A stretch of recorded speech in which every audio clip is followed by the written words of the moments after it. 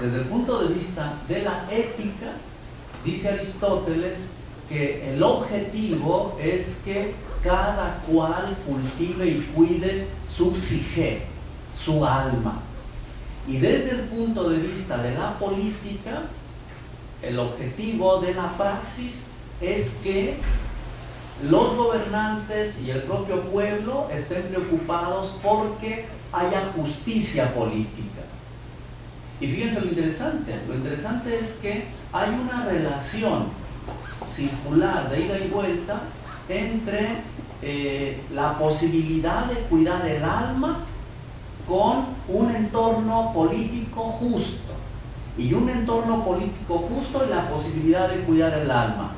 Y voy a sumar, para Aristóteles, radicalizando un poco la expresión, es: solo se puede cuidar el alma si hay un régimen político justo. Te agradezco muchísimo. Muchísimas gracias. Muchísimas gracias.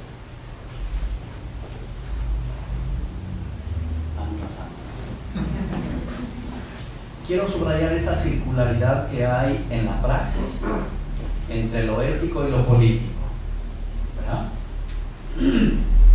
Si lo ético tiene que ver con el cuidado que cada cual ha de hacer de su alma, y lo político tiene que ver con el cuidado que los gobernantes o los ciudadanos vía los gobernantes tienen que hacer para que el régimen sea justo, de tal manera que el ciudadano tenga posibilidades de cuidar el alma, y solo cuidando el alma es cada cual es que podemos tener un régimen justo, ¿verdad?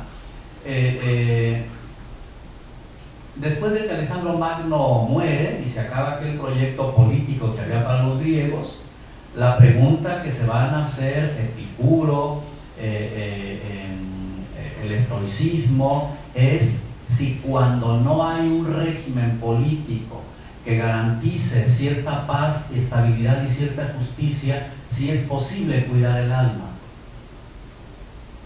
Y las escuelas helenísticas ahí van a tener que plantearse otra vez con radicalidad la pregunta de si en un régimen injusto se puede cada cual cuidar el alma.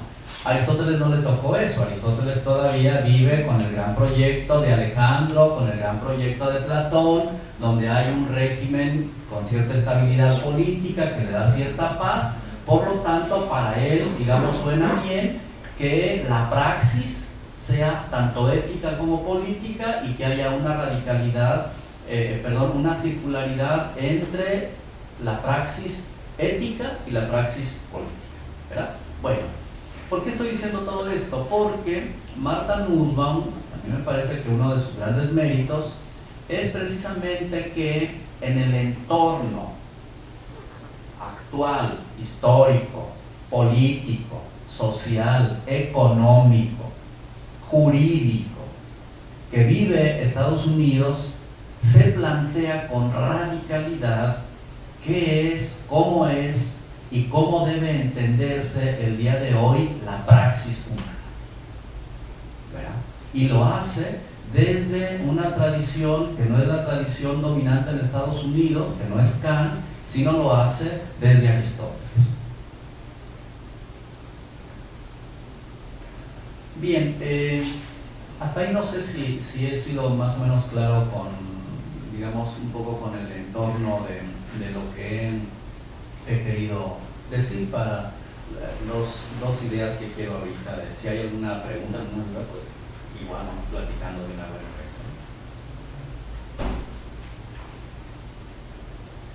Déjenme refresco.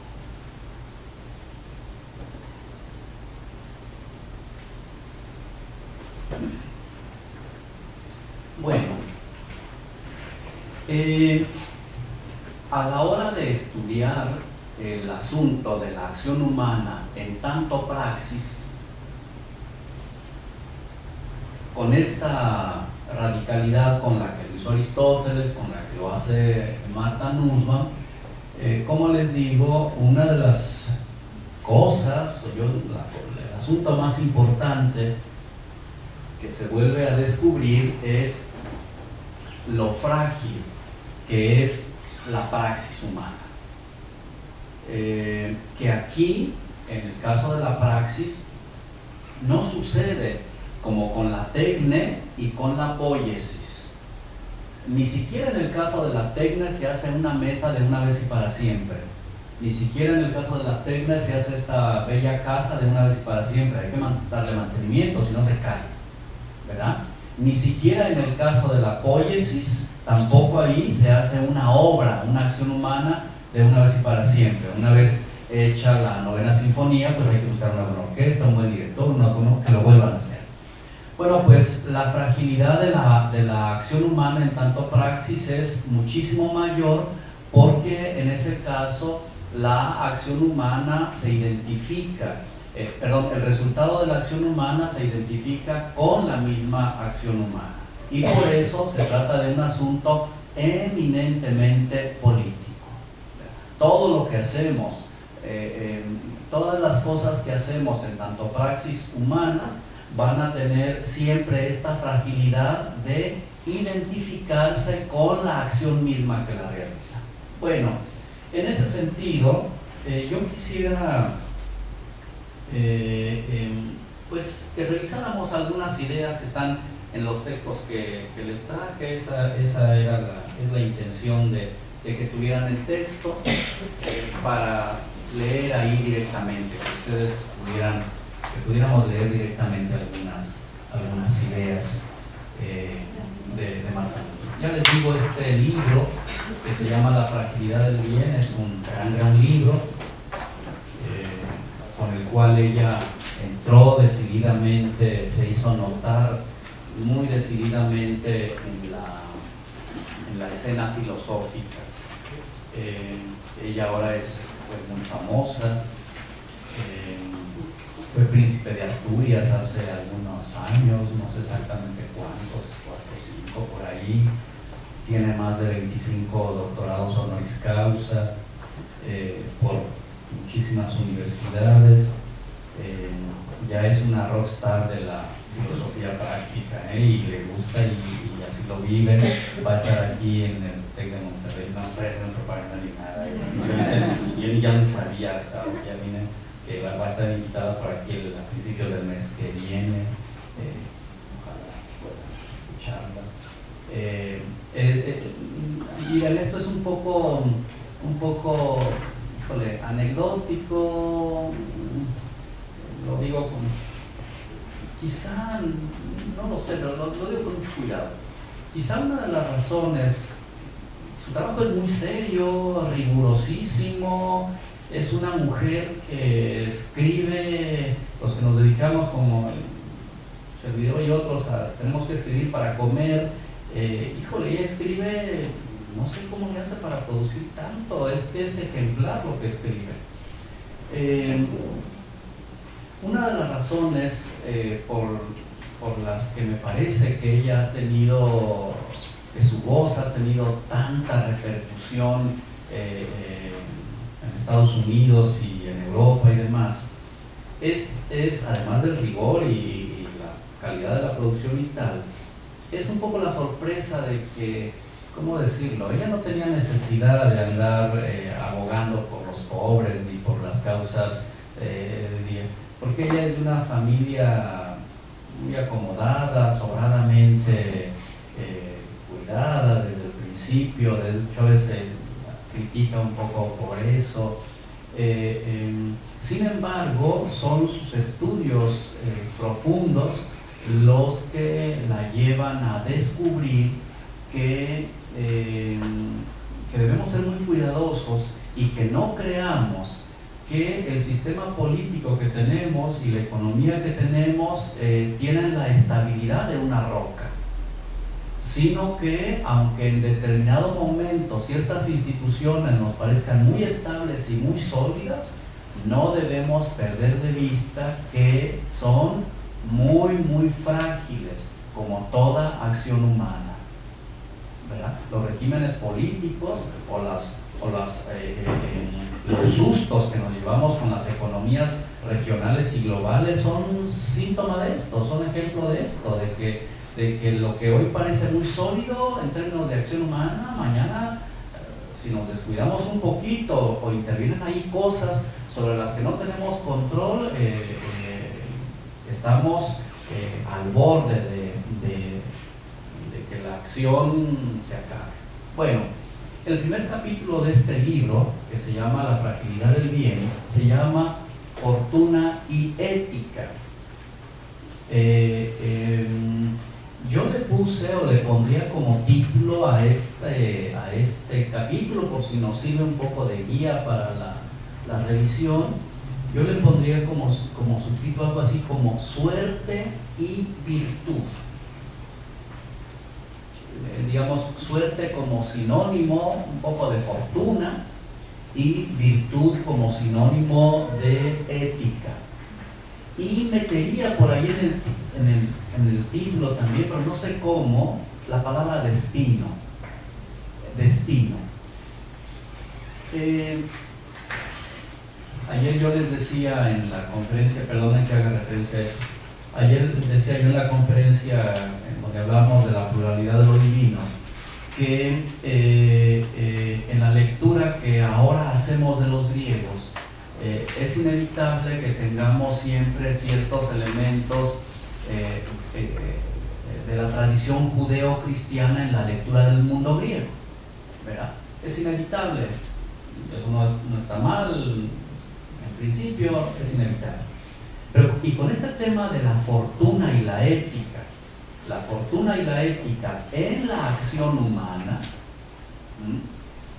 con el asunto de la suerte, la virtud y el destino, inadvertidamente, quizás sin darnos cuenta del todo, desde la tradición judio-cristiana metemos una categoría que nos evita problematizar con profundidad ese asunto como si lo problematizaban los griegos, y la categoría que nosotros metemos con mucha facilidad es la providencia.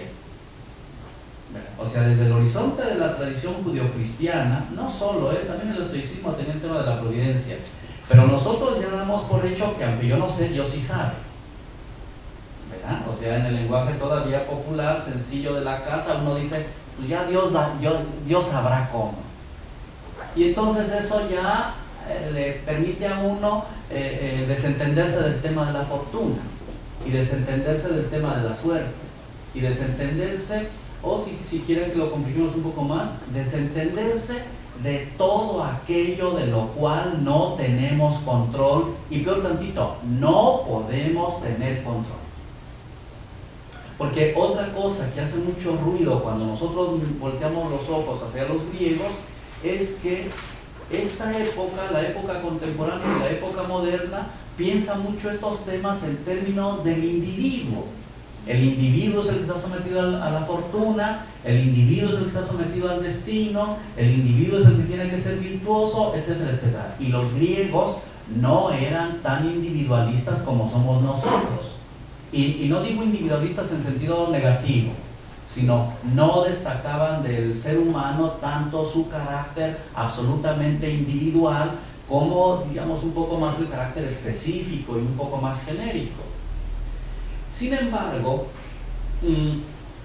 cuando los griegos, y por aquí empieza Martha Nussbaum, cuando los griegos se plantean el tema de la fortuna y la ética, como el problema que tenemos siempre de aspiramos a ser buenas personas, queremos ser buenas personas, pero nos vamos a topar en ese aspirar, no en el lograr, sino en esa mera aspiración, nos vamos a topar siempre con un montón de cosas sobre las cuales no tenemos ningún poder, no tenemos ninguna posibilidad. Más allá de las tesis de Martha Nussbaum, a mí me parece que la época moderna nos ha hecho creer que somos dueños de la praxis mucho más de lo que en realidad somos dueños. ¿Verdad? Que vivimos, perdonen el ejemplo de tan grosero, o sea, hay que ir al psicólogo muy seguido porque las cosas no salen como uno esperaba que salieran. Bueno, es que el problema no es ese, el problema es que no van a salir en general como uno espera que salgan. Porque ahí digamos, como ¿quién nos dijo que teníamos tanto control sobre todo? Para los griegos ese es el gran problema. Que queremos, aspiramos a ser buenas personas. Pero hay la fortuna, hay la suerte. Es decir, hay todo ese mundo en el cual no tenemos posibilidades de controlar lo que vaya a pasar.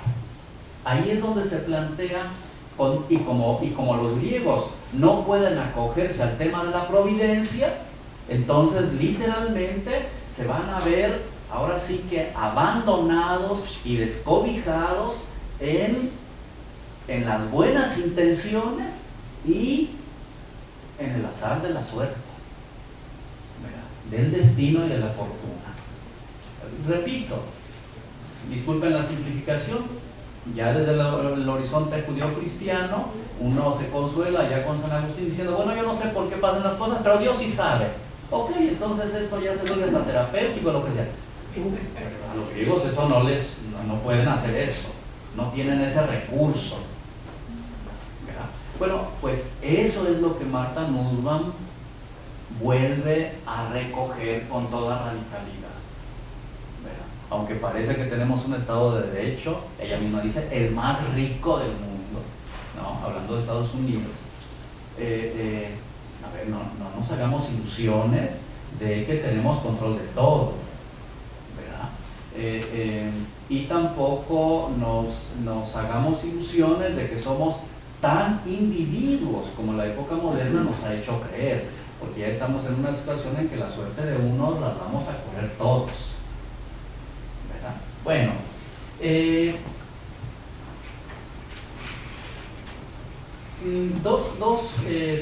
quisiera ir al primer párrafo para subrayar 2 o 3 rengloncitos del primer párrafo. Ahí nada más hay 2 ideas que me gustaría recordar y que las tuviéramos también muy presentes para lo que viene. La ética de Aristóteles está centrada alrededor de la virtud. Aristóteles se pregunta, que también es la pregunta de Martha Nussbaum, Aristóteles se pregunta ¿qué es aquello, digamos, que hace bueno a un ser humano en tanto ser humano? No en tanto guerrero, ni en tanto profesor, ni en tanto esposo, ni en tanto estudiante, sino qué es lo que hace a un ser humano bueno en tanto ser humano. O sea, qué es una persona, un ser humano virtuoso. Y entonces, esta es una idea clásica de los griegos, de Aristóteles, y es que la virtud humana, la virtud en la praxis humana, vamos a juntar lo que ya dijimos con esto, la virtud en la praxis humana consiste en mantenerse, conservarse en el término medio, ¿verdad? De modo que el vicio es o por exceso o por defecto. El que no come nada, ese es un vicioso. El que come de más, ese es un vicioso. La virtud está en el término medio, en ni comer de menos ni comer de más. El que hace mucho ejercicio, ese es un vicioso. El que no hace nada de ejercicio, eso es un vicioso. La virtud está en el término medio. Y aquí hay un asunto interesantísimo para Aristóteles. Pero el término medio es un término medio siempre relativo a cada cual. No es un término medio matemático. ¿Cuántas horas hay que hacer ejercicio diariamente? Pues 2. No, porque eso no es ser virtuoso. Entonces, ¿cuántas horas hay que hacer ejercicio diariamente? La respuesta de Aristóteles es las que usted necesite. Las que usted necesite, cada quien, ¿verdad? Entonces la praxis humana virtuosa está siempre en relación a cada cual. Por eso se vuelve muy importante para Aristóteles, y es una de las cosas que Martha Nussbaum quiere rescatar con mucha fuerza.